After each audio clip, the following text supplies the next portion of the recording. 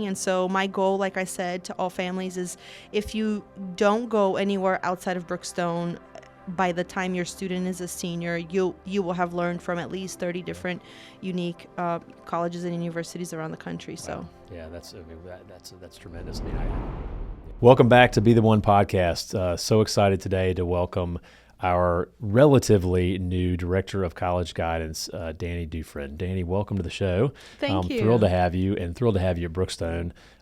Today is a great opportunity for our audience to get to know you and get to hear all the really awesome things that you've done since you've been here, and maybe even some of the things you want to do moving forward. So would love for you to share as much as you're willing to share.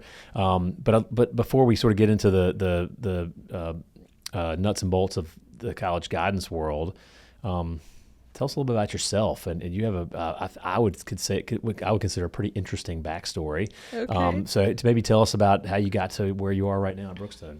Absolutely. Thanks for having me. Super excited to share a little bit of my Brookstone story here on the podcast today, which is actually kind of a full circle moment for me because when I was tapped for potentially being interested in this role, the first thing I landed on was the Be the One podcast. And so after listening to, I want to say 10 episodes with Avery Wolf, definitely knew that this was a place I wanted to join and become a part of. So yeah. Good. So a little bit about myself, Brazil native.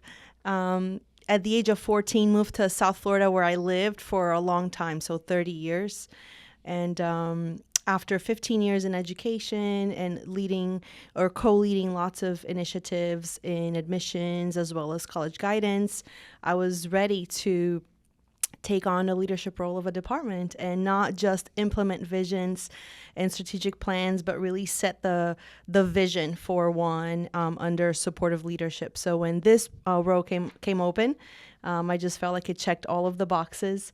We were joining a community of engaged faculty members, students, and families, and that was really evident from the first moment that I stepped on campus.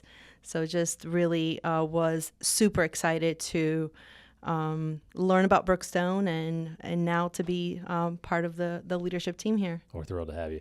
So Columbus, Georgia, probably not part of the everyday vernacular of South Florida. So how did you hear about Brookstone in Columbus? Sure. So I actually was reached out to by Dovetail Ed, which Brookstone had engaged for the search of the Director of College Guidance role.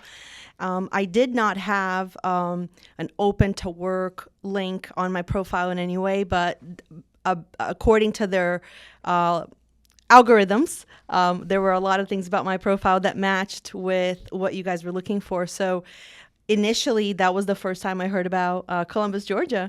And but the funny story is that my husband is an Army veteran and so spent a lot of time in Columbus and Fort Benning while active duty in the Army. So that after that initial inquiry, learning about the area and the opportunities here, just felt like it would be a great place. I am very adventurous at heart, and it was hard to believe that I had lived in the same county for almost 3 decades. Wow, yeah. So after moving from Brazil to South Florida, I hadn't really moved around, did not go away to college, but really just felt the desire to experience a new place, a place with seasons. I wanted the boys to experience a move. I think a move for me at the age 14 brought a lot of grit and resilience. And I wanted them to experience that as well. So it was a combination of motivations, but it checked a lot of boxes for us. I want to say a few words, if you would, about your boys. You brought 4 boys with you, and they've been a delight and a tremendous additions to our community as well. Can you share a little bit about them and how they've adjusted to this? Yeah, absolutely. So 4 boys, so senior, junior, sophomore, and 7th grader. Amazing. I don't say ages. I feel like the grades give a bigger context of how crazy our household is these days. That's right. And as you can imagine, the initial shock of what we're moving for my senior year was a tough conversation to have with Sammy, but I am so proud of him in light of his what the move meant for him, moving as a senior. He was able to quickly see the silver lining and the bigger picture of this going kind of beyond him and his well-being. And so he was quickly able to articulate to me that he was, although he would not have moved himself as a senior, he was very much committed and determined to making the best of the opportunity. And so I think looking back just over the last 8 months, it's been just a blessing to see how he's thrived here in his, short amount of time, plugged in right away with football workouts beginning on June 1st. So we moved May 29th, June 2nd. Two of the boys, Daniel and Sammy, were, working hard all throughout the summer. By the time school started, it already kind of felt like they belonged, which was great. I mean, the running joke here is that we got a great director of college guidance, but she brought Sammy with her, and Sammy obviously was a tremendous part of our football success for our football team this year. I mean, how much do you credit this? How much did that impact his transition in terms of the fact that he was able to be in a position to be very successful? Sure. I mean, it was huge. It was super impactful. I mean, the fact that we also had a new coach coming in, and small world, I guess, to think that the coach Ian was coming in from South Florida as well, and while they had not directly met or interacted in the football circles, he quickly, visited us for the spring ball game, and they met, and then just the whole transition of him knowing, look, yes, I am the new kid on the team, but everybody's kind of on the same playing field because the coach is new, and he's implementing his own kind of new vision for the program. So he was happy to be able to contribute and to make an impact, and it was super exciting to see them go all the way to the state final game. Yeah, boy, that was great, and just loved having all your boys. But I know moving as a senior can be particularly hard, and so I'm so glad that's right. That's been good for Sammy. Well, talk a little more about your transition and going from being an associate director in the past to being a director. How's that transition been for you? Sure. I've loved my transition here. I'm super grateful for your leadership and for your freedom and belief in me and in the skill set that I was bringing in. I remember a very early conversation we had, and that you were just giving me the green light to roll out, the vision that I had, which obviously I shared through the interview process. So the goal of Brookstone's college guidance is to engage, inform, and equip students in the pursuit of their college and career goals. And so year one, there were a lot of things that I wanted to roll out, and we've done a lot of things. And change is good, but it's also it can be uncomfortable for people. And so it's been this balancing act of changing things not for the sake of change, and then trying to preserve some things that have been great things about Brookstone. And so that balance between continuing tradition and innovating change has been challenging at times, but nonetheless very fulfilling. So you came from a much bigger school. Yeah. And so Brookstone is different in that regard. But what else? What are the other notable differences between kind of your past experiences and what you've encountered here at Brookstone, in terms of the student culture, the faculty culture, Sure. Those kinds of things? Yeah, absolutely. So both independent schools that I came from were much larger than Brookstone. So size was definitely the biggest differentiator. But one thing that I absolutely loved about Brookstone, which is actually something that I wanted to touch on that I hope never changes, really is the size of our school is a really great size, and that because of how small and large we are, we're able to roll out programs that are excellent while giving the students individualized care and attention. So in my previous roles, we had a lot of great programs, but it was a lot of great large type events, not as much as one-on-one as I would have liked. And so to be able to be here and advise and counsel 1-40 ratio is really, really amazing. That's great. And I'm just so grateful for that. So there is a sweet spot you've realized of absolutely. I can imagine it being too small also, because in your bigger programming would maybe fall flat. That's right. but too big. Okay, yeah, Yeah. I appreciate that. That's an interesting way to see it. I'm glad to have that perspective. Yeah. So, talk about some of the work that you've done, and I know I've worried at times, candidly, that you're trying to do too much. But Sure. and I know the list is long of things you've already done and things you want to do. Maybe share some highlights of those and kind of some of the things you brought to Brookstone that have resonated well in your opinion. Sure. So I think the combination of larger events and the grade specific programming is something that I was really passionate about. And I think through the interview process really resonated with a lot of people. I loved rolling out the grade specific Parent Connects every semester. To date, I've hosted 9 grade specific Parent Connects where we've had anywhere from 20 to almost the whole class starting out. So that's been a really great platform for me to have FaceTime with parents to walk them through what the next 4 to 5 months are going to look like for their students in this specific season of their time. And also it's an opportunity for them to ask questions, right? Because parents and student questions are always a little bit different. And so to be able to triangulate programming but target it to the audience is really something that I've had really great success with. And so I've really enjoyed that part of the job.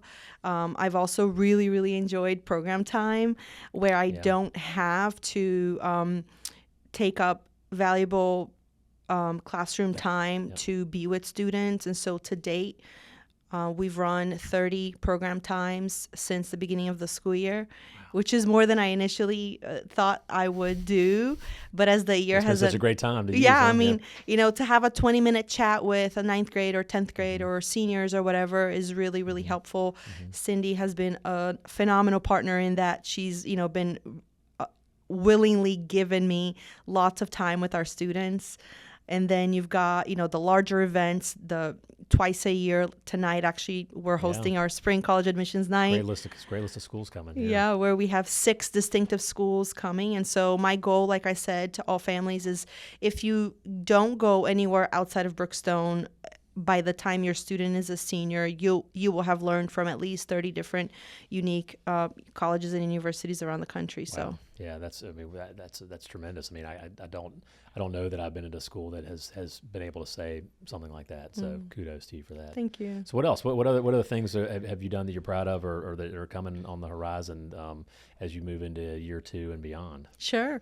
So I've recently been on the road quite a bit. Visited Wofford, Clemson 2 weeks ago. Last week spent a couple of days in Texas.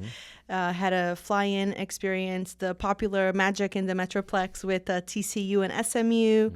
Tomorrow I'll head over to Huntsville, Alabama, visiting the university there as well. And so one of my longer-term goals is to expand the Brookstone name nationally. And so it works both ways. You want them coming to Brookstone to meet our families and students, but at the same time, I understand not every family, could be everywhere at the same time. So a big part of my job is traveling and networking and just bringing awareness to somewhat rural South Georgia, right? I mean, Columbus is the second largest city in the state, but we also serve students in rural communities, and there's lots of great places that I want them to know about our students. I remember one of the things you said in your interview. You had a statistic, and I'm putting you on the spot to see if you can remember what you said. Sure. But you said that Columbus there was a sphere of a distance that we were within a certain number of hours of a certain number of schools. Do you remember exactly what that was? Do. That was a really cool stat. Yeah, I do. So Columbus is goes under the radar for a lot of people, but we are super centrally located. I mean, we are 3 hours and a half from Tuscaloosa. We're 5 hours from Nashville. We're 4 hours from Asheville, North Carolina, and South Carolina, and an hour and a half away from Atlanta. So there's 4 hours from the beach in the Panhandle of Florida. So there's tons of opportunities to get within a few hours away. So, a great little hidden gem that our families really probably could even do. Possibly even in a day, but certainly a weekend. Absolutely. That's something that I think I I never really appreciated being here. That's accessible to our kids. How many schools are accessible within a drive, and you don't have to fly, and you don't have to travel the country to do that. That's so many right. different kinds of schools. That's right. Well, good. Well, let's talk a little bit about let's ask you some Brookstone specific questions, Sure. and then maybe get to know you a little more personally. Okay, so you've talked about your Brookstone story and what's been meaningful to you. We have these core values. Talk about which one or two core values maybe are most meaningful to you. Sure. Courage really resonates with me. I mean, they all resonate with me, but courage it really hits home because a lot of the work that I do is helping students be courageous and face fears. You know, a lot of college preparation is doing things that maybe they've never done before or things that seem kind of far off, maybe irrelevant at the time, or a little bit scary. And so I think my move from South America to South Florida at age 14, not knowing any English, really built a resilience in me and has allowed me to be successful and reach for, goals in my life and have allowed me to kind of continue reaching forward and doing harder things, not settling, just having this constant growth mindset. And I want students to build that in their lives. You know, I don't want them to never have received a no. I don't want them to never have had an obstacle. I want to walk through those things with them and help them kind of get to the other side more confident and more courageous. Wow, that's terrific. And one other thing, I forgot to ask you this earlier, but remind you to share. Part of why you got into the work you're doing is because you had no guidance when you were in high school, right? I mean, you kind of had to figure it out on your own. Can you say a little more about that? Yeah, no, absolutely. So we arrived here on a Thursday. The very next Monday, I started attending a public high school. 4,000 students, 1,000 in my grade. I could not even ask where the bathroom was. Was placed in ESOL classes, decided every single day I would learn 10 new words from the dictionary, and that eventually helped me to get out of ESOL into regular classes where really the development of vocabulary and conversational skills, started.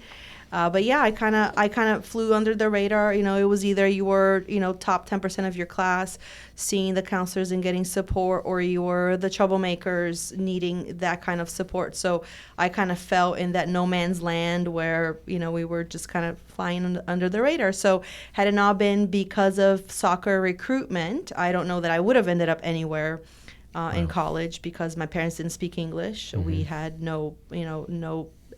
we didn't know how to navigate the world of college admission. So landed at Palm Beach Atlantic University, graduated 4 years later after playing 4 years of collegiate soccer, graduated with a marketing degree, and then ended up staying. My first full-time job was working at Palm Beach Atlantic University in the athletics department, and that was kind of the opening to an entire career in education. So while I'm very much business-minded, I say that I am a business education professional, really, because my entire professional career has been in education. So just really love the opportunity to resource students and parents actually with information, because that's something that I never received growing up. And clearly the boys all got their quickness from mom.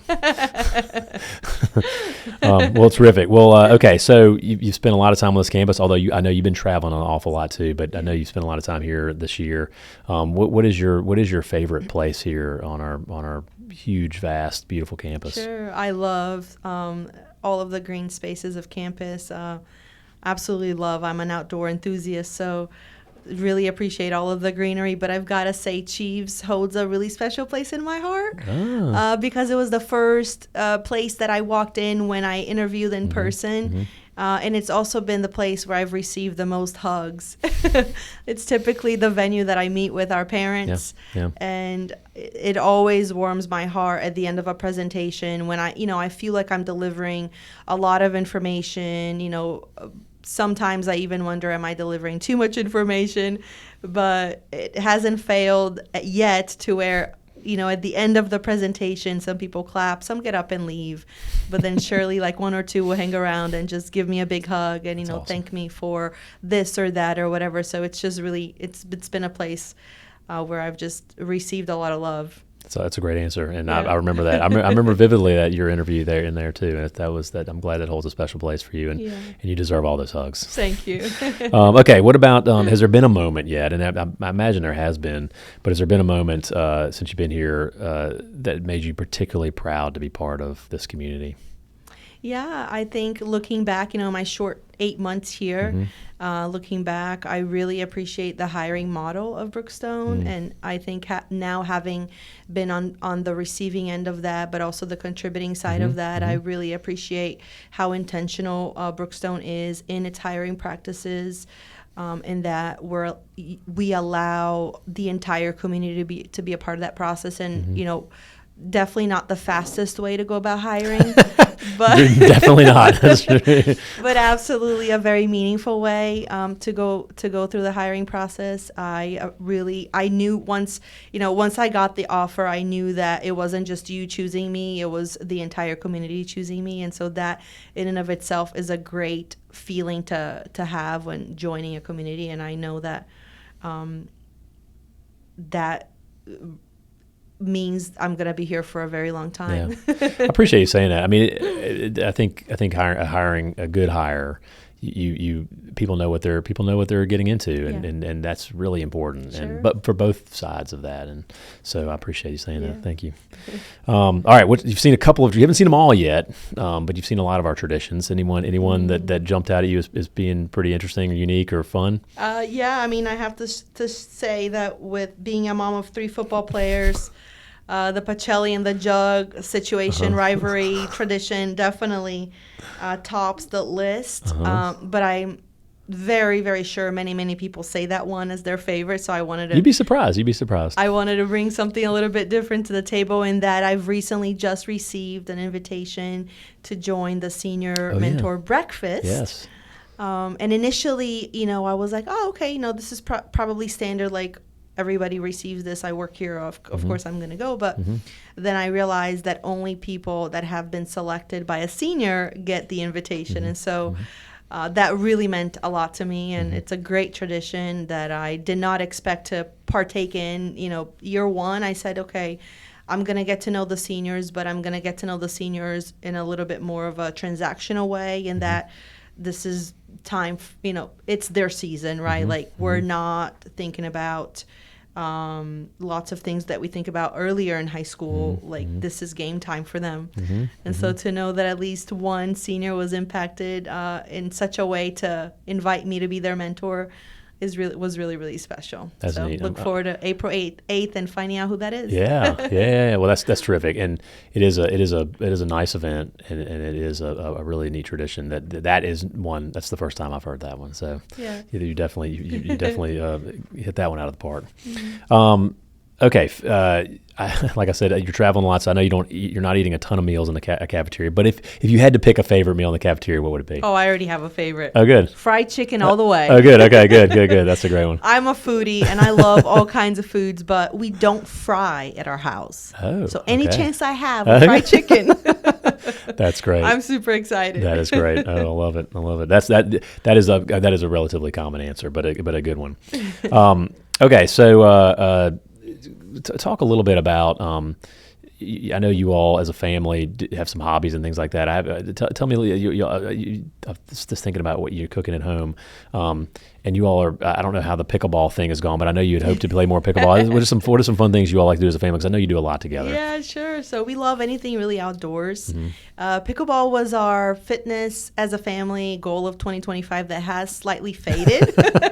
It happens. So if I'm being honest, we haven't played a whole lot of pickleball. But another core to who we are is overlanding. And for those that are listening that have no idea what that means, is overlanding is car-based adventure camping in remote places. So basically, we spend a lot of money to go to hard places and survive hard situations. So just trying to build resiliency and connection with each other. So most of the places we go to are places where there's no cell signal. And so what that means is we're bringing along everything that we potentially would need for 1 to 2 week long adventure. whether it is survival things like a winch or something to fix a tire, to all of the things we need for cooking our meals, things that we'll need for water supply or heating things or charging things and things like that. So You would not run into the aisles on your adventures. I promise you. I'm so impressed by that, but it is not something our family does. Good for y'all. Okay, well, let's talk a little bit about Danny yourself too, and a little more. One of the questions I had for you is a book that's been a big impact on your life. Did you have one or two that you want to share with us? Yeah. So my number one all-time favorite is the Bible. I read it often, and even though I read the same passages over and over again, every time I read it, it meets me different because I've grown since the last time. I'm in a different season of life, so the application just always seems to be super relevant. It also grounds me in how I live in the world, and how I fulfill each one of my duties, I guess, if you call it, right?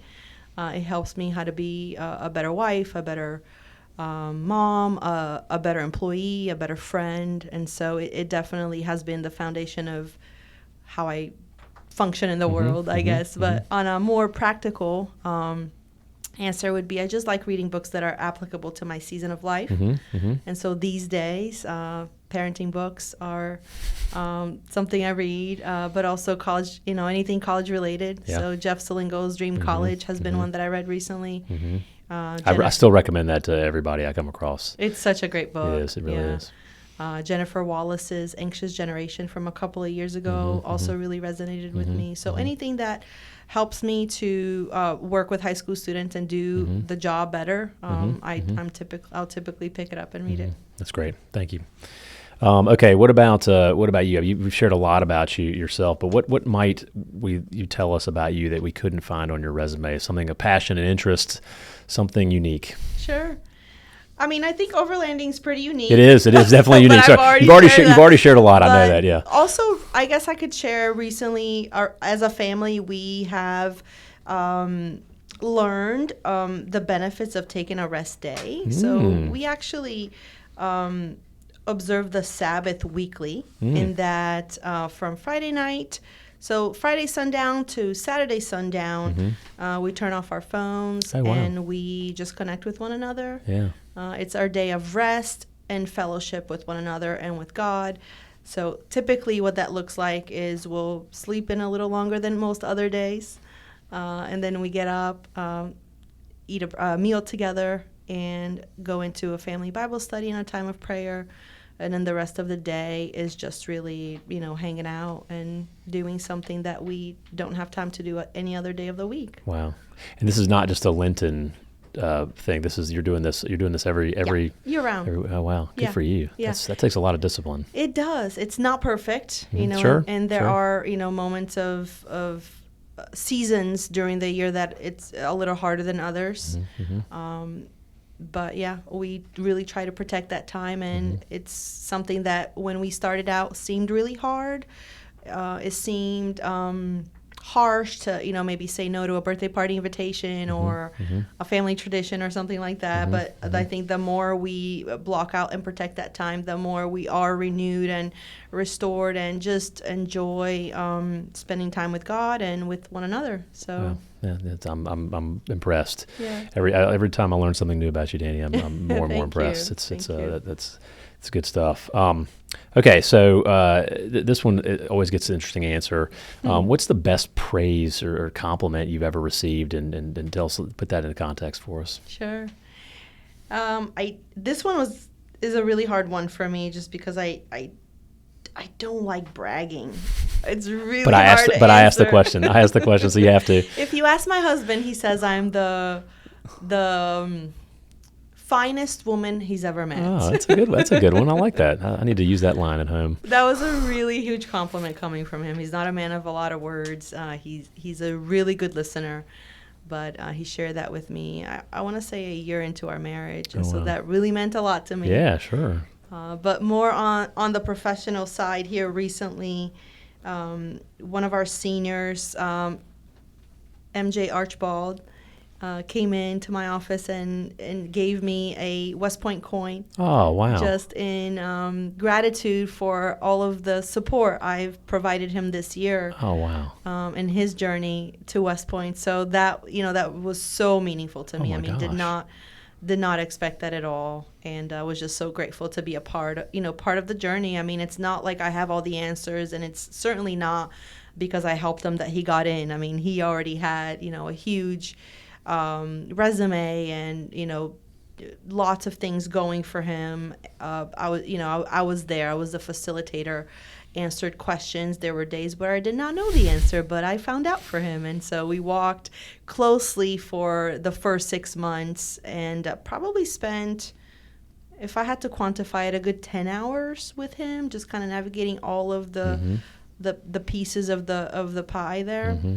But yeah, so it was just really, really nice to. You should be really proud, have and received we're proud of him and proud of you. That's a great story, and he's in exactly the place he needs to be next year. That's fantastic. Okay, so you've maybe touched on some of this already, but relaxing and recharging. I mean, I imagine a lot of the things you've shared with us about life at home is probably part of that. Anything else? Any other ways? I mean, are you a music person? Are you? No, not really. I think just walking outside and being in nature is the number one way that I relax. Mm-hmm.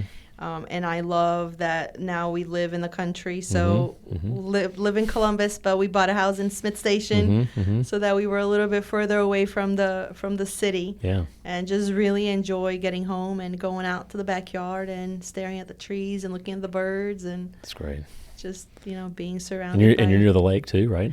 We're 5 minutes from the lake. Yeah. So you've got that nearby too if you need to see some water. That's right. That does you good too, I'm sure. That's right. Yeah, fantastic. Yeah. Okay, well, thank you. So you said I think you already said this, but I just want to go back to it.